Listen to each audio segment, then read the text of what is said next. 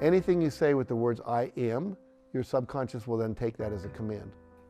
And so we're constantly programming our subconscious. We think we're describing it, but we're actually prescribing it. Are there studies of people that are constantly saying self-negative talk or expressing negative things against people who are positive constantly, who are who die at earlier ages or who have more cancer? Are there any studies about that, about the actual lifespan of someone when they I don't know of studies about negative self-talk, but I do know that negative self-talk creates people being unhappy. Sure. And there are tons of studies that happy people live longer, they recover from diseases faster, they don't get as many diseases, their marriages last longer, they live longer.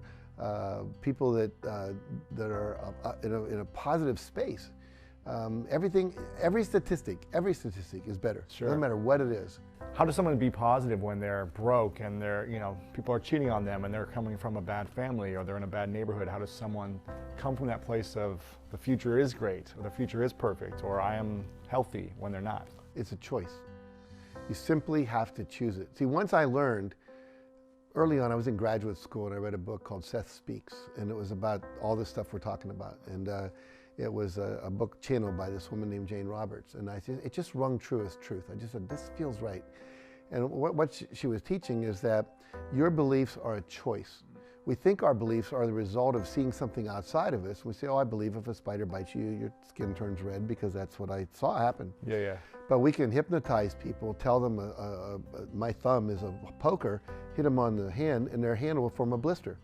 We can tell people that this is poison ivy and give them maple leaves, and they'll do that, and their skin will break out in a rash. Sure. Tell people the poison ivy is a maple leaf, run the poison ivy on it, nobody breaks out in a rash. Right. So we know that so much of our internal behavior and our feel-good is created by beliefs.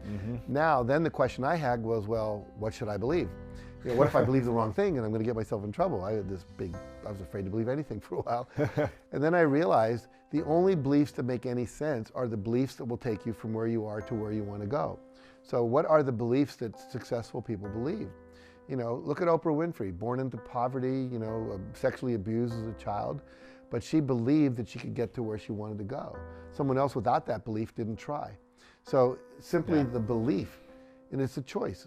Everything is a binary choice. You're either believing something that takes you where you want to go or something that takes you away from where you want to go. You're choosing love or you're choosing the opposite, which is fear. It's like it's a computer code, 0 or 1. Which do you want to choose? Now you have to become conscious because most people around you are unconscious and they're just agreeing with everything that's negative. Sure. That's why you want to hang out with positive people. Right. But if you read books like this, if you go to seminars and you meditate and you listen to podcasts, surround yourself with positive energy, pretty soon you get engulfed in this positive thinking and then all of a sudden your life transforms. Right. How does someone practice uncommon appreciation and what does that exactly mean? Well, uncommon appreciation, most people don't appreciate anybody. Most people are always focused on what they don't have. I took my son to Africa when he was 16 and we went to Cameroon and we spent 12 days traveling around the country. And this is a kid who grew up in the house that we're filming this in. It's a pretty nice place, and he had everything you could possibly want, which I'm now not sure was the best idea. And we get to Africa, and he realizes, he's always going like, I don't have the latest designer shirt, my jeans aren't cool. Get to Africa, he says, Dad, these people are happier to me. They have nothing. They don't even have t-shirts. I complain about the stain on my shirt. They don't have shirts. And it changed his life. It really transitioned him. And so we have to realize that we have so much to be grateful for. So much.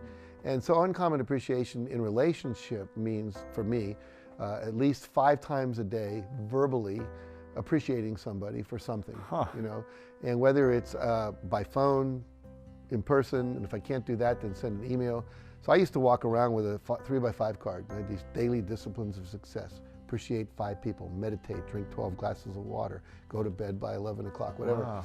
And I had to check everything off before I could go to bed. And sometimes I'd get to my 5 appreciations and I hadn't done it. So I'd send emails to people because it was like 1 in the morning or something. But you get into the attitude of appreciating. Yeah.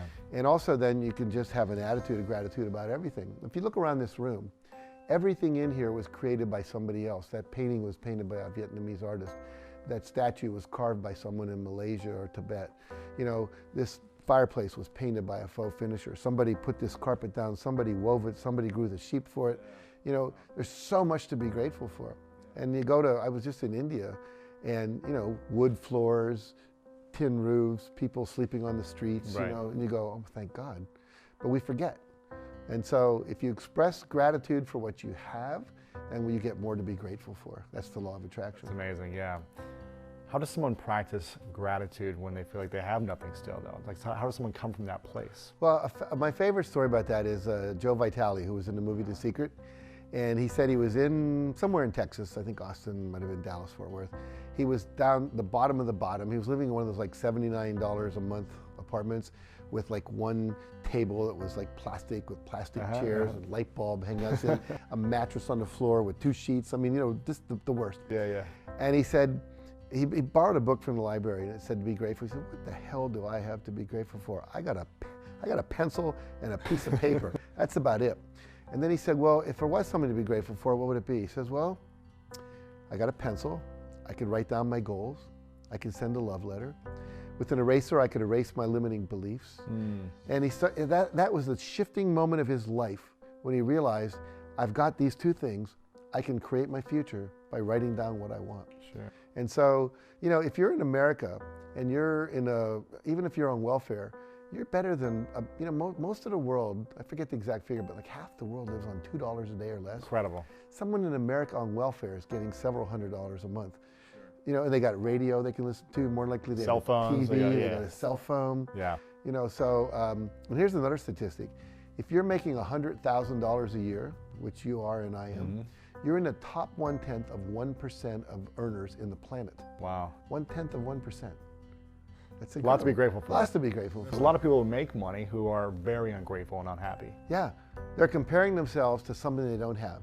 So start focusing on what you do have and feel great joy for that. And then the weird law is you get more. Yeah. And when you're focusing on what you don't have, even when you have a lot, well, I don't have that latest Ferrari. Sure. I don't have that $52,000 watch. You know, all you have to do is walk through the airport in Dubai and you could get very depressed if you were in that mental state. I saw a bottle of wine in the Dubai airport. It was being sold for $196,000. A bottle of wine. Oh my goodness. It's like a 1954 Chateau Lafite, whatever it was. Something, you know? yeah. And it was like, oh my God, I'd like to taste that wine. Yeah. But I'm not going to take my money and spend it for that. For $50,000 a sip. No, you really. So when we are ungrateful, what are we saying to others and to... Well, what we're saying is I don't have enough. And that is your mantra. I don't have enough. And guess what? Whatever you're affirming, you're going to get more of. You're going to get more of not enough. So abundance is focusing on what you do have. Just go walk down the street. You know, there's trees and air and birds and people that, you know, you could literally ask people for $1 and most people would give it to you, you know? And so by focusing on what you do have, it's saying to the world, I have enough. And then the reality is you're going to get more. It's just so bizarre how that works. Do you have an exercise or an example or homework for people about creating abundance in their life? Yeah, there's a number of things. Double Become a Stone told me, always carry a $100 bill in your pocket. I have several in my pocket at the moment. So the reality is every time you go in, even if you don't have it to spend, you've got it in your pocket. Interesting. So you go and you go, oh yeah, I'm rich, I got $100. You know, as opposed to you go, I've only got $12. So you don't ever want to be in that I've only got mentality. Just to opening it up and see nothing. Exactly. Interesting. You know, so that was one thing. Another thing he told us to do was go down to the Chicago Stock Exchange when all these billionaires were coming out getting their limos, say, thank you for being a model of abundance. Thank you for modeling that it's possible to be wealthy. So we all did that one day. It was a little embarrassing, but it worked. But it worked. But the most important thing is to do what I call a Rampage of Appreciation, something I learned from the Abraham work of Esther and Jerry Hicks, where you take 5 minutes and just walk around your house, the hotel you're in, wherever you might be, and just start appreciating everything. You know, the people who made those wax candles over there that I get to romantically light this room with, the people that made that television where I just watched the Super Bowl the other day, even though my team lost. and who cares they lost? It was a great game. It was very exciting. Entertaining. You know? And there's flowers over there that I didn't plant the seeds of, and the woman comes in and waters them. You know, and even if you're living in the ghetto, you have a roof over your head. There's people in the world sleeping on the streets, sleeping in the jungle, sleeping out there. You have fresh water. You know, people in Africa are dying because of lack of water that doesn't have disease in it. More likely you have clothes on, you have food to eat. It may not be gourmet food, but it's food. Yeah. You know, you have medical care. So just look at everything and look, just a rampage of appreciation. Every single thing. I appreciate that, I appreciate. We have indoor plumbing. You know how many people don't have indoor plumbing? Yeah, exactly. You turn on the lights. We turn on the lights and the electricity comes on. Yeah. You know, in India, I saw this movie recently about in India, people don't have phone service. If you don't have phone service, you can't play in today's world. There's a guy, I forget his name right now, but he actually goes up and he cuts a little wire in the phone, puts a clip, and puts phone service into people's homes in the ghetto. That's interesting. And he's a Robin Hood, he's a hero. Yeah, yeah. You know, so just, God, there's so much we have to be grateful for.